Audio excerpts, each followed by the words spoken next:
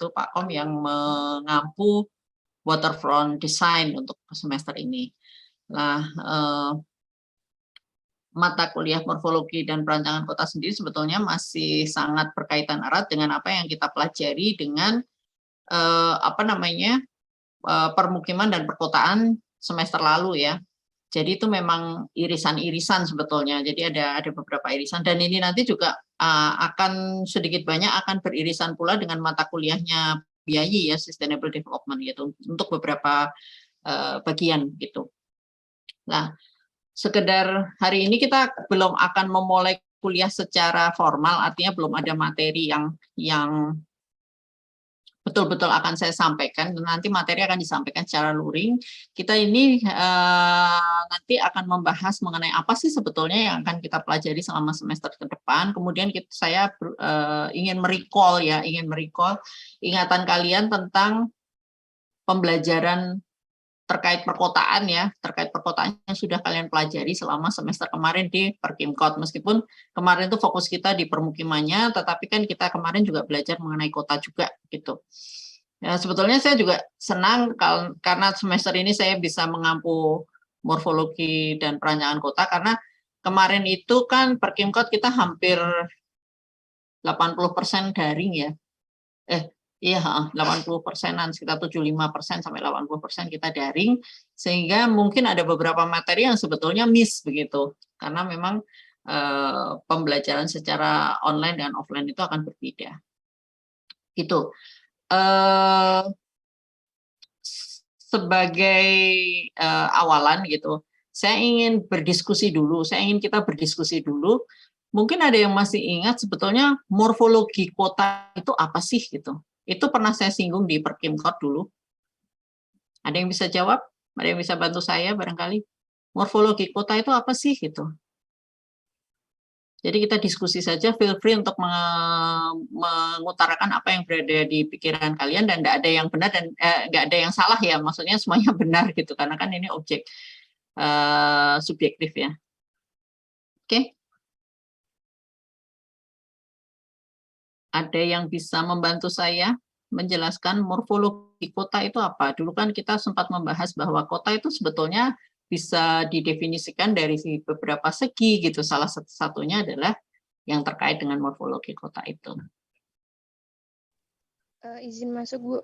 Oke, silahkan Mbak. Mbak siapa ya? Mbak Disla ya?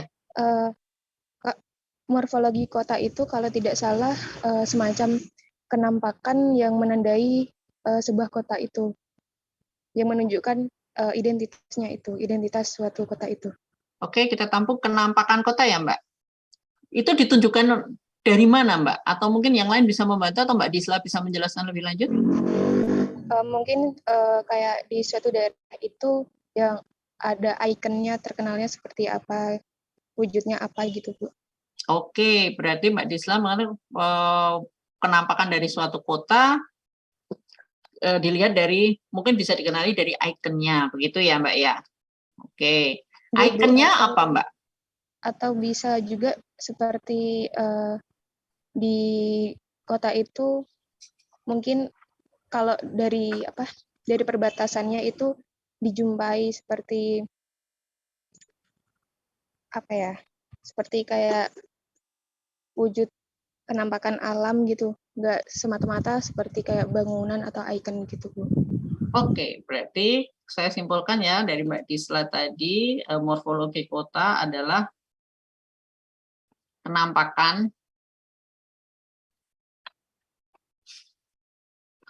kota gitu ya, yang bisa dikenali dari contohnya misalnya ikon-ikonnya gitu ya Mbak ya. Kurang lebih seperti itu ya. Oke, bagus sekali Mbak Disla. Yang lain barangkali bisa menambahkan morfologi kota? Izin masuk Bu. Oke. Morfologi perkotaan itu seperti penataan atau formasi keadaan kota Bu, yang di dalamnya berisi penggunaan lahan, pola-pola jalan, sama tipe bangunan. Penggunaan lahan, kemudian pola jalan dan tipe pola bangunan. jalan. Oke, bagus sekali Mas. Jalan dan bangunannya. Oke. Yang lain barangkali bisa menambahkan atau ingin mengcounter boleh. Oh, bukan kayak gitu misalnya, boleh aja. Makasih ya Mas Fikri. Sama-sama, Bu. Yang lain barangkali ingin menambahkan atau ingin menggabungkan, boleh. Atau ingin, Bu, saya punya pendapat sendiri, boleh, silahkan.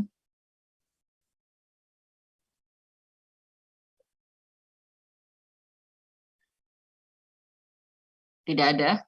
Oke, jadi memang betul sekali saya menggabungkan antara Mbak Disla dengan Mas Fikri tadi ya, sorry, Mbak Disla dan Mas Fikri, bahwa morfologi kota itu memang suatu kota dilihat dari kenampakannya begitu. Kenampakannya kalau Mbak Disla tadi itu bisa dikenali dari ikonnya, betul.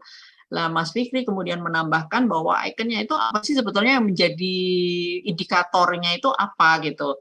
Aspek-aspek apa yang disorot di situ, yaitu adanya penggunaan lahan, ya, penggunaan lahan perkotaan itu berbeda dengan yang non perkotaan, kemudian pola jalan serta bangunan yang berada di dalamnya, dan itu sudah kita pelajari ya dulu ya di semester sebelumnya di Perkimkot, saya sempat menyinggung ini. Nah, kemudian judul mata kuliah kita adalah morfologi dan perancangan kota. Oke. Kemudian kalau satu kota itu tadi sudah dijelaskan ya bahwa kenampakan morfologi yang dimaksud morfologi di sini adalah dalam konteks kenampakan kota dilihat dari penggunaan lahan, pola jalan serta bangunan yang ada di dalamnya. Nah, kemudian menurut Anda kenapa sih kita mata kuliahnya kok digabungkan antara istilah morfologi dan perancangan kota? Kenapa kita menggabungkan gitu? Maksudnya sedekat apa sih sebetulnya hubungan antara morfologi dan perancangan kota tersebut? Mungkin ada yang bisa membantu saya?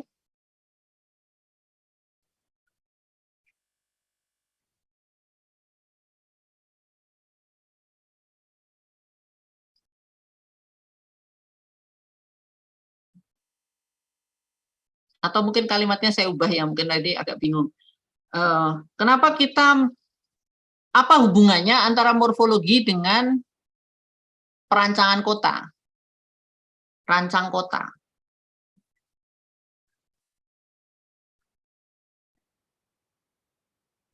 Izin masuk, Bu. Oke. Mbak Disla lagi, oke. Mungkin kalau pendapat saya dari penjelasan dari Mas Fikri dan pendapat saya tadi itu kalau digabungkan bisa ditarik kesimpulan kalau hubungannya morfologi dengan perancangan itu sendiri kan tadi itu dikatakan untuk penggunaan lahannya buat menunjukkan suatu identitas kota itu sendiri. Jadi perancangan ini ditujukan untuk morfologinya. Perancangannya itu kita merancang buat menunjukkan identitas kota itu. Jadi hubungannya adalah kita karena morfologi itu erat kaitannya dengan pembentukan identitas kota, maka perancangan itu dimaksudkan atau ditujukan untuk memperkuat identitas kota itu. Gitu ya Mbak ya, pendapat Mbak Disla ya? Oke, Bu. Oke, bagus sekali. Yang lain mungkin ada yang mau menambahkan? Sudah mendekati?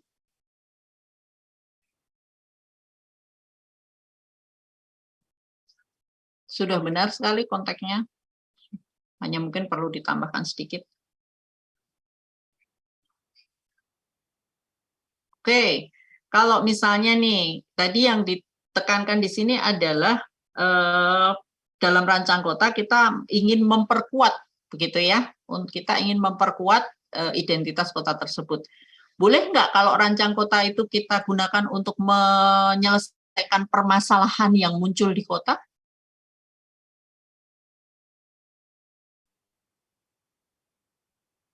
Boleh nggak? Izin menjawab, Bu. Oke. Mbak Nisa. Menurut saya boleh. Bisa aja dari masalah itu kita bisa menemukan identitas suatu kota yang baru. Bisa digunakan dan bisa juga bahwa dia nanti akan bisa memperkuat kalau penyelesaian masalahnya itu penyelesaian masalahnya itu bisa digunakan untuk memperkuat identitas kota yang baru, begitu ya Mbak ya? Iya, Bu. Oke, Mbak Nisa, terima kasih. Bagus sekali. Yang lain barangkali mau menambahkan, feel free saja, kita diskusi saja. Jadi, Izin masuk. ya oke. Kalau menurut saya, morfologi itu kan mencakup beberapa aspek ya, seperti sejarah, kebudayaan, sosial, dan ekonomi. Nah, keempatnya itu mempengaruhi perancangan kota, Bu, seperti tata letaknya, perubahan bentuk ruang kotanya, Bu. Jadi itu aspek-aspek yang bisa disebutkan lagi, Mas? Aspek sejarah, ada kebudayaan, ekonomi, sama satu sosial. Ya, oke. Bisa sekarang kelihatan, bagus sekali. Oke, ada aspek sejarah, ekonomi, kebudayaan, dan sosial. Yang satunya tadi adalah pola jalan atau pola lahan, pola penggunaan lahan, pola jalan, dan bangunan. Oke. Jadi ada dua hal itu yang kalian bisa bedakan kan, masing-masing saling berkaitan. Terima kasih Mas Fikri atas masukannya. Jadi ada aspek yang kita tadi yang tadi di awal sudah diungkapkan, sebetulnya morfologi itu adalah kenampakan kota dilihat dari penggunaan lahannya, pola jalannya, serta pola bangunannya, kan begitu ya. Tetapi di sisi lain, bahwa ternyata ada faktor-faktor yang mempengaruhi kenapa kemudian penggunaan lahannya itu mengikuti pola tertentu, atau pola jalannya itu mengikuti pola tertentu, atau bentuk bangunannya mengikuti pola tertentu. Faktor apa itu? Faktor itu adalah aspek-aspek non-fisik, begitu ya, non-fisik. Contohnya adalah tadi sudah disebutkan faktor ekonomi, faktor sejarah, kebudayaan, dan sosial. Jadi seperti yang sudah juga pernah kita singgung sebelumnya, bahwa sebetulnya kenampakan suatu kota atau wujud fisik satu kota itu memang tidak melulu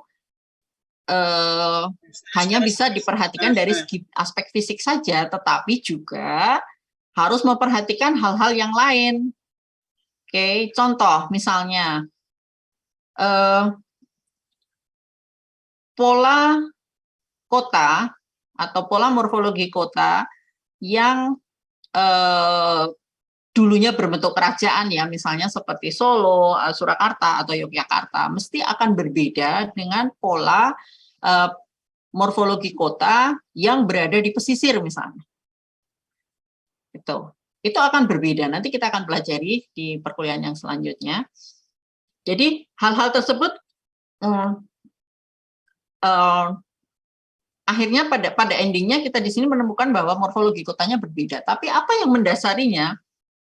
Bisa jadi karena memang faktor kebudayaannya, faktor kebiasaannya, faktor sosialnya yang memang berbeda kan, pola kehidupan masyarakat yang kerajaan itu dengan masyarakat pesisir misalnya. Mata pencahariannya secara ekonomi itu berbeda. Gitu ya. Jadi hal-hal tersebut itu nanti akan mempengaruhi secara non fisik dia akan mempengaruhi pola morfologi suatu kota. Oke. Nah, kemudian kaitannya dengan rancang kota tersebut. Nah, rancang kota ya. Tadi dikatakan bahwa rancang kota itu bisa digunakan gitu untuk memperbaiki permasalahan-permasalahan yang muncul pada suatu kota. Selain bahwa mungkin rancang kota bisa digunakan untuk memperkuat identitas suatu kota. Oke. Untuk mengatasi permasalahan suatu kota itu juga bisa. Oke. Nah, bisa juga dua-duanya langsung. Misalnya selain dia nanti menyelesaikan masalah, dia juga akan memperkuat identitas suatu kota. Contoh, misalnya di Jakarta ya. Di Jakarta kalau kalian sekarang mengikuti itu kan mulai ada kayak jembatan penyeberangan itu ya, jembatan penyeberangan, tetapi akhirnya banyak yang kemudian berubah fungsi sebagai tempat untuk selfie-selfie gitu. Karena memang tempatnya itu Instagramable gitu. Jadi kalau untuk anak muda barangkali lebih cocok di sana untuk selfie-selfie. Lah, sebetulnya itu kan niat awalnya adalah untuk bisa menyelesaikan permasalahan kota terkait dengan masalah transportasi atau lebih cenderung pada transit TOD ya, transit oriented development ya, transit oriented development. Nah, di situ kita sebetulnya menyelesaikan permasalahan terkait dengan transportasi atau perpindahan orang begitu. Tetapi di situ kita juga di satu sisi bisa memperkuat citra kawasan gitu. Nah, itu adalah beberapa hal yang beberapa hal yang memang bisa dipahamkan untuk pengertian awal kita sebelum kita lebih lanjut mempelajari mengenai morfologi dan perancangan kota ke depannya. Oke. Kemudian satu lagi bahwa sebagai produk unggulan ya di UMS gitu, kita kan selalu mau mengkaitkan dengan arsitektur Islam serta arsitektur yang rahmatan lil alamin begitu ya. Lah, nanti tugas kalian gitu ya. Jadi seperti biasa, kita nanti modelnya adalah pembelajarannya sekarang lebih banyak ke luring ya. Lebih banyak ke luring, nanti sekitar 80-an% itu minimal adalah kita harus luring. Nah, selain luring, tetapi seperti biasa saya akan drop off materi di open learning. Jadi nanti akan saya share link untuk kalian masuk ke open learning. Kemudian nanti kalian di situ bisa submit tugas biasa seperti yang biasanya kalian lakukan di Perkimkot dulu. Gitu. Bisa submit tugas, bisa download materi begitu. Jadi nanti di kelas kita bisa langsung diskusi begitu. Nah, untuk linknya nyusul ya nanti. Nah, untuk hari ini gitu, saya ingin kalian semua karena ini tadi kan ada beberapa memang sudah bagus nih tadi ya, ada beberapa mahasiswa yang berani leading untuk diskusi gitu. Tapi saya catat ada 4 ya, baru 4. 1 2 3 ya. Karena double-double nih tadi. Nah, masing-masing siswa ini nanti harus membuat mind mapping, oke, terkait dengan apa sih sebetulnya morfologi dan perancangan kota, hubungannya di mana, gitu ya kalian cari, nggak perlu pakai nggak perlu pakai komputer gitu, jadi nggak perlu computerize, kalian bisa langsung coret-coret saja pakai kertas biasa HVS, coret-coret aja, foto upload. Oke, jadi yang perlu kita cari hubungannya adalah hubungan antara morfologi kota, kemudian perancang kota, kemudian arsitektur rahmatan lil alamin ya, rahmatan lil alamin itu. Oke. Kalau kalian membutuhkan materi, sebetulnya kalau kalian download kemarin itu kan ada di open learning waktu Perkimkot ya, waktu Perkimkot itu ada mengenai kota Islam ya, ada tentang kota Islam dan di situ juga ada menyinggung sedikit mengenai arsitektur rahmatan lil alamin itu. Oke, jelas ya. Jadi untuk diskusi ini kita sebagai membuka wawasan aja dulu gitu. Karena kebetulan nanti saya ada wisuda ya. Saya harus menghadiri wisuda juga, wisuda kakak kelas kalian. Jadi ini nggak bisa panjang-panjang diskusinya, tapi kurang lebih seperti itu gambarannya apa yang akan kita pelajari selama 1 semester ke depan. Nah, kemudian saya akan share screen untuk sebentar.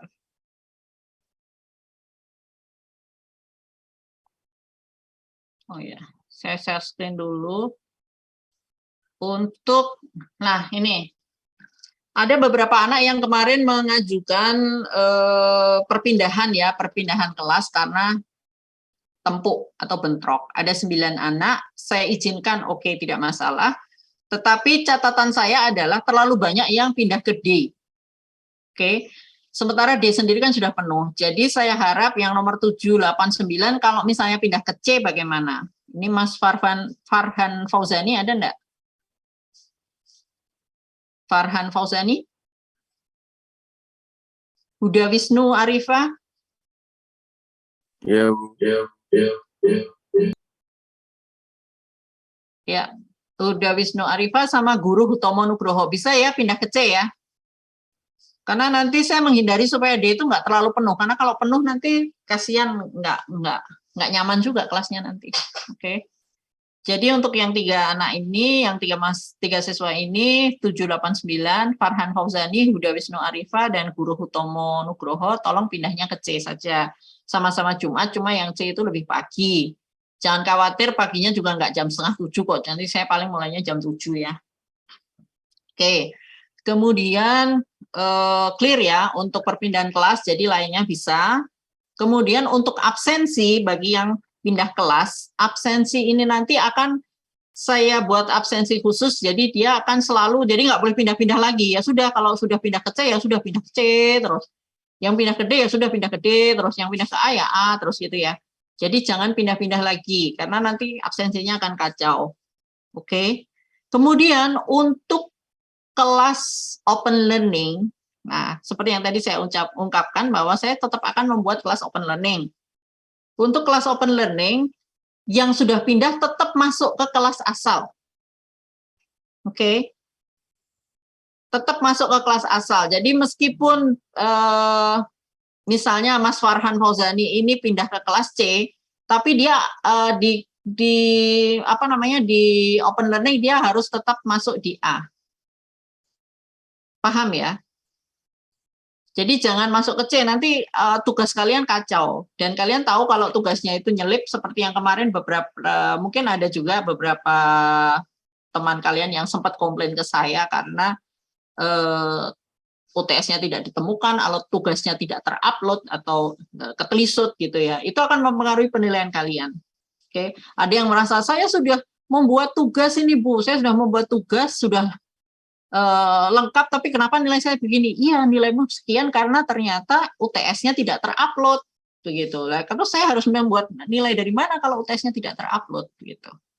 Oke, jadi hati-hati untuk upload tugas ya. Upload tugas tetap harus continue di kelasnya masing-masing ya. Jadi yang nitip absensi itu hanya yang boleh pindah itu hanya di kelas luringnya saja, dan absensinya nanti akan saya bedakan. Oke, bisa ditangkap ya. Oke, kemudian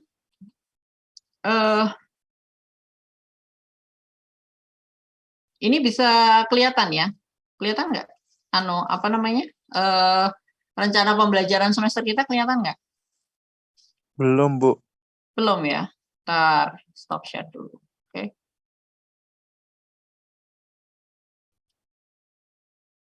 Kalau yang tadi kelihatan ya, yang yang absensi tadi kelihatan? Sampun, Bu, sampun. Yang absensi tadi sudah kelihatan? Yang maksudnya yang mau pindah kelas tadi? Kelihatan, Bu, Iya, kelihatan. oke. Sekarang ini ya, yang rencana pembelajaran semester, oke. Ini itu saya bagi masih ke 14 pertemuan, tapi kelihatannya yang pasca UTS itu agak pendek waktunya. Nah, ini mungkin nanti kita mesti pakai ini tuh sepertinya nanti tidak akan cukup sampai 14 kali. Jadi mungkin kemungkinan cuma sampai 12. Jadi ada beberapa materi yang mungkin akan saya jadikan satu pertemuan 2 materi begitu.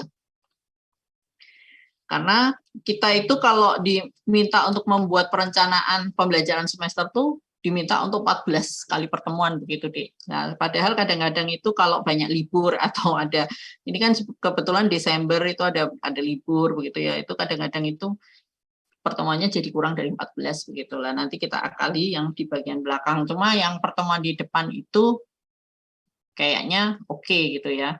Ini tanggal saya ambil untuk yang pertemuan Jumat ya kebetulan contohnya.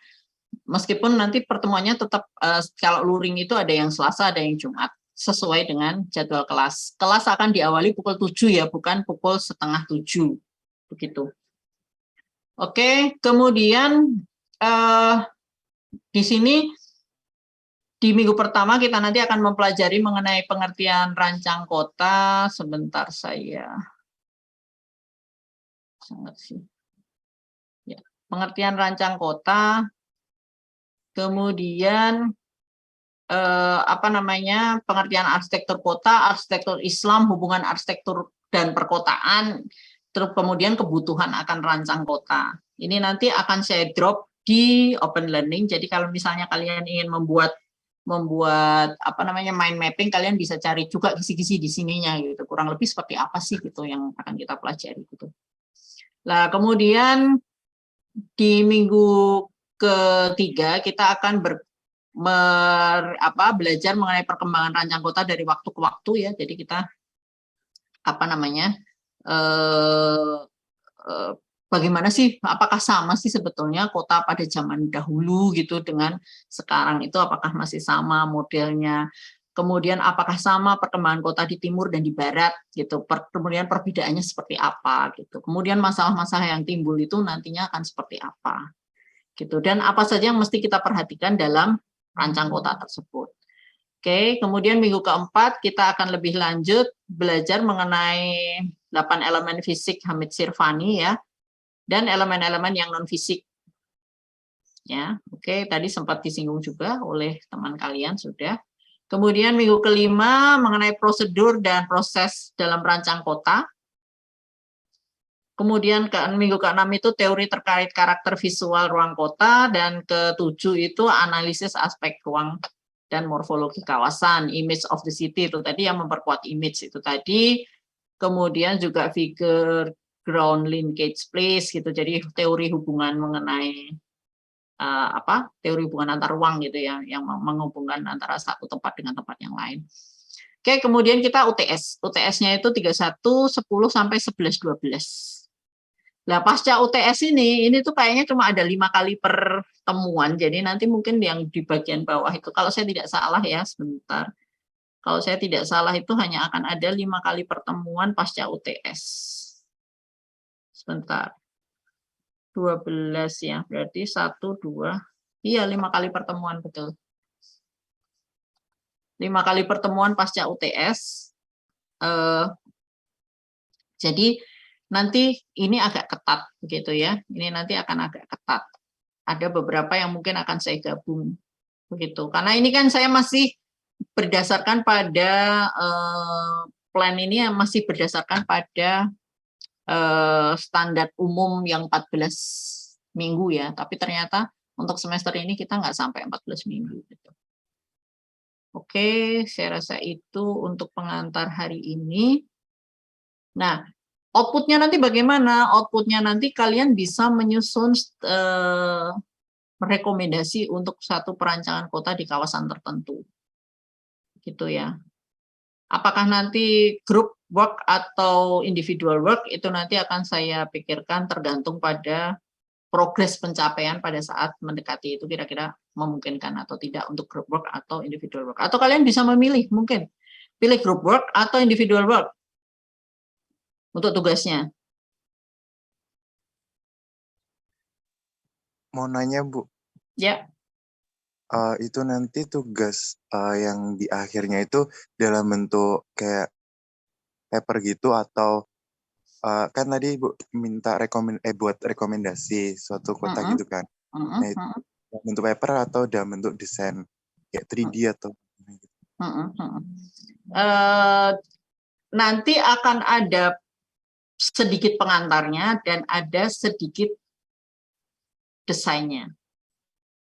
Begitu. Karena apa? Kita mesti itu tadi antara fisik dan non fisik ya. Jadi kenapa saya perlu tahu kenapa desainnya itu bisa muncul seperti itu. Kalian kan mesti punya membahas kan gitu, membahas terlebih dahulu kan gitu. Kenapa bisa muncul kemudian desainnya mak bentuk? Kenapa kok bentuknya kayak gini gitu? Kenapa dalam satu koridor kota kalian mesti membuat perancangan seperti ini misalnya? Lah, itu nanti mesti ada background-nya dong. Apakah itu background sejarahnya atau mesti kan ada analisanya kan. Nah, itu yang dibutuhkan gitu. Jadi nanti mestinya ada semacam ini sedikit lah ya, ada beberapa catatan sedikit lah. Gitu. Gitu Mas. Jadi kombinasi antara tulisan dan desain. Baik Bu, terima kasih. Oke, jadi pilih yang mana? Group work atau individual work?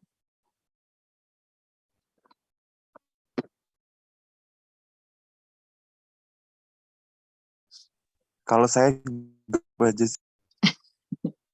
Oke, group work ya. Yang lain bagaimana? Kira-kira? Grup, Bu. Mas Arief? Grup. Oke, grup ya. Oke, jadi nanti di akhir kita akan ada tugas kelompok ya. Detail tugas menyusul seperti apa nantinya, begitu. Oke.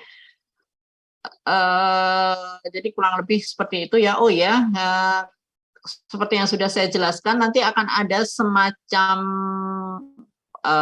potongan ya, potongan dengan mata kuliahnya Bu Yayi, begitu. Nah ini di minggu, kalau 14 minggu, maka dia nanti akan di posisi minggu ke-11 barangkali ya, ada aspek-aspek dan prinsip keberlanjutan dalam rancang kota. Jadi urban sustainable development itu juga sebetulnya sudah saya singgung juga sewaktu di Perkinkot begitu. Tapi mungkin bisa lebih mengarah lagi ke rancang kota. Jadi bukan ke permukimannya tapi ke rancang kotanya. Nah, di sini nanti akan ada pendekatan keberlanjutan dalam rancang kota seperti sustainable city, smart city, green city gitu ya. Itu kan ada berbeda-beda konsep ya. Nah, itu nanti kita akan mempelajari seperti apa sih sebetulnya gitu. Nah, ini yang kemungkinan nanti akan bersinggungan atau berpotongan dengan mata kuliahnya Bu Yayi. Jadi kalau kalian misalnya di mata kuliahnya Bu Yayi sudah mendapatkan ini duluan, itu ya. Misalnya kan bisa jadi, karena kan saya tidak tahu rencana pembelajaran semesternya Bu Yayi seperti apa. Bisa jadi nanti justru mata kuliah terkait dengan sustainable city, smart city, green city itu bisa jadi nanti di awal di Bu Yayi gitu, bisa jadi juga gitu ya. Nah, seandainya sudah dapat di awal ya tidak apa-apa, malah kebenaran gitu ya. Jadi kita bisa lebih cepat gitu, lebih cepat. Nggak masalah. Jadi kalau sudah dapat di awal tolong diperhatikan gitu karena itu nanti sama mesti bersinggungan gitu. Gitu. Oke. Kemudian kalian ini apa namanya ambil ini nggak sih mata kuliahnya Bu Indra itu apa real estate ambil nggak? Ada yang ambil nggak? Real estate? Belum, Bu. Belum ya? Itu semester 7 ya? Atau 6? Semester 6 kayaknya, Bu. Semester 6. Oke, berarti RT RW, RTDR, RTBL itu belum ya, belum dapat. Oke, berarti nanti dapat di sini. Oke. Oke, kurang lebih seperti itu gambaran untuk perkuliahan kita ke depan. Jadi jangan lupa untuk minggu ini tugas kalian adalah membuat mind mapping ya. Ini nanti akan saya drop. Ya, pembelajarannya nggak apa-apa masih 14 minggu nggak apa-apa ya. Nanti akan saya sesuaikan kembali sesuai dengan jumlah pertemuan real kita dalam semester ini gitu. Kayaknya nggak sampai 14 soalnya. Nanti akan saya singkat kembali gitu. Kemudian nanti akan saya drop di open learning, kemudian kalian akan membuat ini, apa namanya, akan membuat mind mapping terkait dengan hubungannya itu apa sih gitu. Itu masuknya di mana? Oke, konsep sustainability masuknya di mana? Oke, konsep rahmatan lil alamin masuknya di mana? Gitu. Jadi dikaitkan dengan morfologi dan rancang kota. Oke, saya rasa itu untuk penyampaian saya pagi ini. Jadi kita masih mencari gambaran utuh secara lengkap dulu untuk perkuliahan kita ke depannya. Ada pertanyaan atau diskusi barangkali? Izin masuk, Bu. Oke, silakan. Untuk yang sedang KP, apakah luringnya ada Zoom-nya, Bu? KP ya, Mas. KP-nya di mana, Mas? Ini Mas Fikri yang kemarin itu yang hubungin saya itu ya? Iya, Bu. KP-nya di Tegal, Bu, di rumah sakit RSIA. Rumah sakit? Ibu dan anak kasih Ibu Tegal. Oh, oke. Kemudian, tapi masih ambil teori ya, Mas? Dulu Masih sudah pernah ambil belum? yang ini morfologi. Oh, Belum, Bu. belum pernah ambil Emang ya? waktu semester 5 itu cuma ambil sedikit, Bu. Oh, oke. Oke. Sekarang sedang KP. Saya itu tidak ada Zoom itu, Mas. Karena kan kita sekarang ini kan 80% mesti harus luring. Jadi yang ada Zoom itu maksimal 4 kali saya cuma bisa Zoom gitu. Kalau 12 kali pertemuan, katakanlah kita 12 kali pertemuan ya, berarti kita cuma bisa 3 kali kalau 25% gitu. Gitu. Kalau misalkan ada yang pakai Google Meet, salah satu mahasiswanya gitu, Bu, biar yang KP bisa ikut. Eh, coba ya. Coba akan saya pikirkan ya. Itu maksudnya seandainya pun mungkin tidak Google Meet, barangkali pakai rekaman ya. Mungkin bisa juga. Barangkali pakai rekaman itu apa namanya? Saya tawarkan aja, koordinator bersedia nggak untuk ini Google Meet, untuk mengarrange Google Meet. Karena nanti kalau sekali ada yang Google Meet, nanti semuanya pada offline, pada online. Dan itu tidak diperkenankan gitu loh. Masalahnya di situ, Mas. Dari kelas D ya. Ada lagi yang lain nggak selain Mas Fikri yang sedang KP?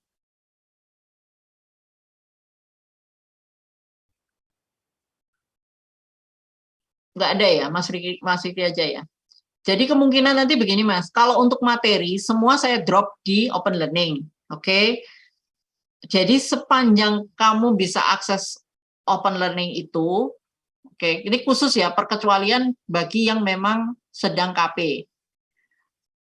Maka kalian bisa mengakses di open learning. Tapi kalau pembelajaran secara daring itu kayaknya agak menyulitkan ya, kecuali kemungkinan kalau misalnya di tempat ini tertentu mungkin kita bisa pakai rekaman, itu bisa jadi. Tapi saya tidak bisa menjanjikan gitu. Gitu ya, Mas. Baik, Bu. Tapi nanti insya Allah setelah UTS udah bisa luring lagi, Bu. Soalnya cuma 2 bulanan. Oh, oke. Cuma 2 bulan. Padahal pertemuan setelah UTS itu cuma 4 kali. Iya, Bu. Oke, terus tugas lagi Mas, tugas. Oke ya Mas. Jadi nanti kalau misalnya itu nanti kamu akses open learning, ada materi. Kemudian kalau memang ada sesuatu yang ditanyakan, kamu hubungi saya aja, gitu. Baik, Bu. Terima kasih. Oke, yang lain barangkali ada pertanyaan? Izin bertanya, Bu. Iya, silakan Mbak. Itu, Bu, terkait perpindahan kelas. Kemarin kan ada jadwal revisi terbaru, yaitu revisi keempat kan, Bu. Oh iya. Kemarin ternyata saya cek itu kelasnya itu bertabrakan dengan Islamic Urban Landscape gitu, Bu, di kelas C. Nah, kalau sekarang masih bisa untuk mengajukan perpindahan kelas gitu nggak, Bu? Berapa banyak yang tabrakan lagi? Udah cuman itu saja, Bu. Enggak, maksud saya selain kelas C semuanya bertabrakan? Enggak, Bu. Paling berapa mahasiswa saja, kalau tidak salah.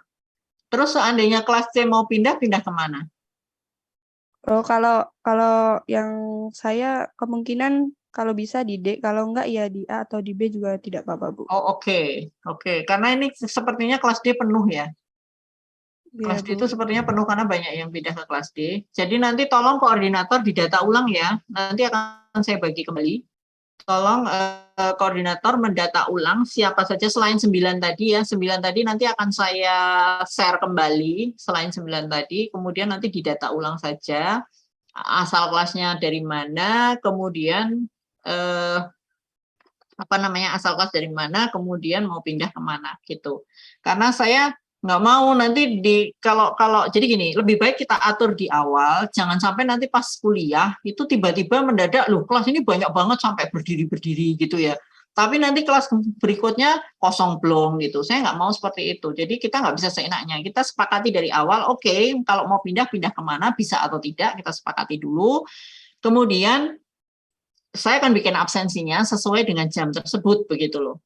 Tetapi sekali lagi untuk open learning kita tetap mengikuti kelas awal karena kan tidak masalah kan, open learning kan kalian bisa submit sewaktu-waktu gitu. Jadi nggak bisa seenaknya pindah-pindah kelas gitu. Aduh ini ketiduran gitu ya, ketiduran saya ikut D aja deh karena ke C ini tiba-tiba bangun-bangun udah 7:30 loh, udah telat gitu ya. Saya nggak mau seperti itu karena itu nanti tidak termanage dengan baik gitu ya. Gitu. Oke. Jadi kita atur ulang tidak apa-apa, tolong ya koordinator kelas untuk menawarkan kembali, maksudnya mendata kembali siapa yang mau pindah selain 9 itu tadi. Oke. Baik, Bu. Terima kasih. Yuk. Yang lain?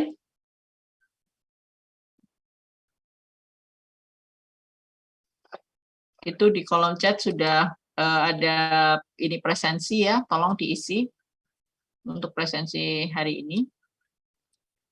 Jadi selanjutnya kita memang akan lebih banyak ke luring ya, mungkin kita diizinkan untuk daring, tapi maksimal paling 4 kali dalam satu semester gitu, kurang lebih.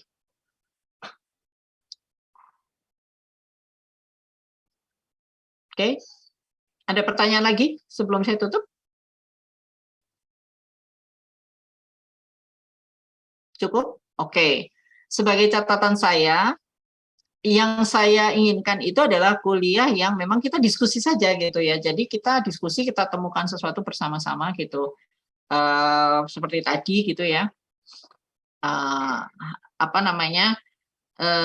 Materi akan saya drop sebelumnya gitu. Paling tidak sehari sebelum kuliah gitu, supaya kalian bisa membaca dulu. Jadi pada saat kuliah nanti kalian sudah punya bekal untuk berdiskusi gitu ya. Jadi saya memang menghindari untuk memberi materi sebisa mungkin tidak hanya saya yang ceramah terus-terus gitu. Capek juga ceramah terus-terus gitu ya. Jadi kita diskusi gitu seperti yang dulu sempat